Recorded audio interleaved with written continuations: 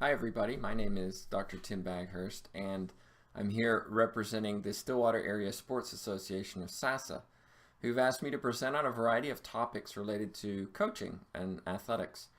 Well, today I want to introduce coaching values and a coaching philosophy because for many volunteers or lay coaches, maybe you've never really thought about why do you coach other than, oh, I've been asked to or my child's on the team, but really there's a lot of value from understanding why you coach or developing a coaching philosophy. And so I want to share some information with you, and I wanted to start with just an example of somebody who's created core values for their team. This is Anson Dorrance from North Carolina, who's been very, very successful as a coach. And he created 12 core values with statements from players, poets, former players, that actually go along with these examples or core values. And I haven't put those in this entire thing for you, but I wanted to show you his core values over on the right side, where examples are: we don't whine, the truly extraordinary do something every day. We want these 4 years of college to be rich, valuable, and deep. We work hard. We don't freak out over ridiculous issues or create crises where none should exist. We choose to be positive. We treat everyone with respect. We care about each other as teammates and as human beings.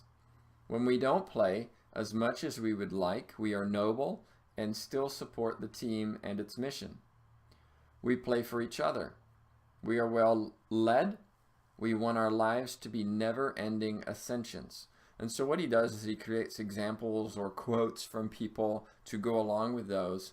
But interestingly, he expects his athletes to memorize those core values each season. The idea behind this is if you memorize them, they stick with you a little bit more and you're thinking about them a little bit more. Here's another example.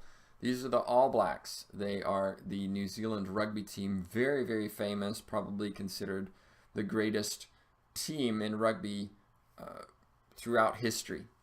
And they created 3 core values. 1, take pride in winning, take pride in the legacy of the All Blacks, and then have a willingness to evolve, whether that be how you train, how you think, how you work together as a team. The idea there is that we don't just do the same thing over and over and over. They use symbols, rituals, and rites, artifacts, historic jerseys, things like that, to provide this player-driven leadership. And the haka, if you've ever heard of this or seen this, is a dance that they perform. It's ritualistic before the start of each match or competition.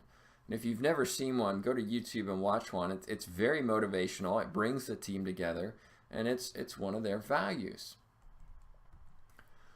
I actually have a business aside from my responsibilities at Oklahoma State called Goat Sports Performance, and I work with clients from around the world on sports performance. And I created these core values, which I require my athletes or coaches as well to sign when they work with me.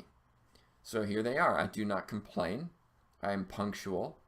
I remain positive even in adverse situations. I respect everyone, including my opponent and official. I work hard to improve every day, even if just a little. I listen to and apply my coach's instruction and guidance. When I train and compete, I am efficient and effective. When I compete, I am prepared. I never quit.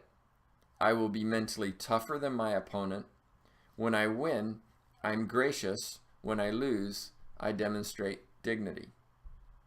So these are all examples of ones that I expect my clients to uphold, so that when they maybe aren't upholding them, I can, hey, you agreed to this. And in fact, I have them sign this so that I can call them out.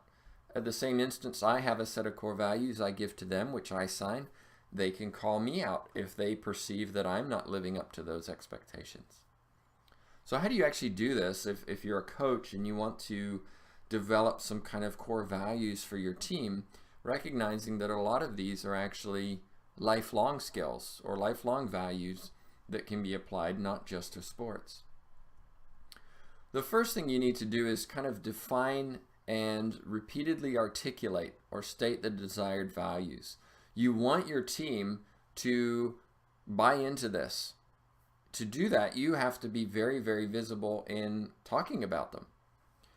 You want to create teaching tools to help athletes understand the core values. It could be a little written exercise. It could be an exercise where they talk about the values. How could you show this value in practice or competition, as an example?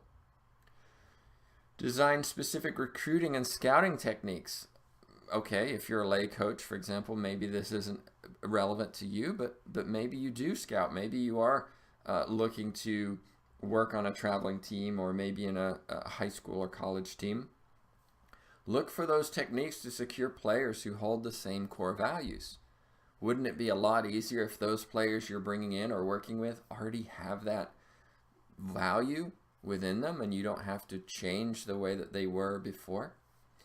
You need to implement a reward punishment system to reinforce the core values. Hopefully the punishment system isn't necessary in, under 10s, but in some situations, maybe it is. Maybe they are doing the complete opposite. Maybe they're insulting other teammates or officials or the opposition. How do you deal with that? Well, they're going against your core values. Flip side, and I love this part, is rewarding people where they demonstrate those core values, make it public, make everybody aware that this player really showed this core value in this match. They could have done this, but they chose to do this. It's part of our core values, and so we want to congratulate them for doing the right thing. And then the last one is sometimes difficult. You have to model them yourselves. Well, it's easier said than done sometimes, right? Umpire makes a horrible decision, and we want to say something, but we asked our players to respect the official. It's our responsibility to do so as well.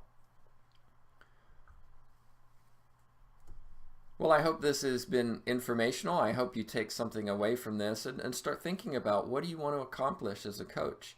It's more than just did they win or did they have fun. Both of those obviously are valuable.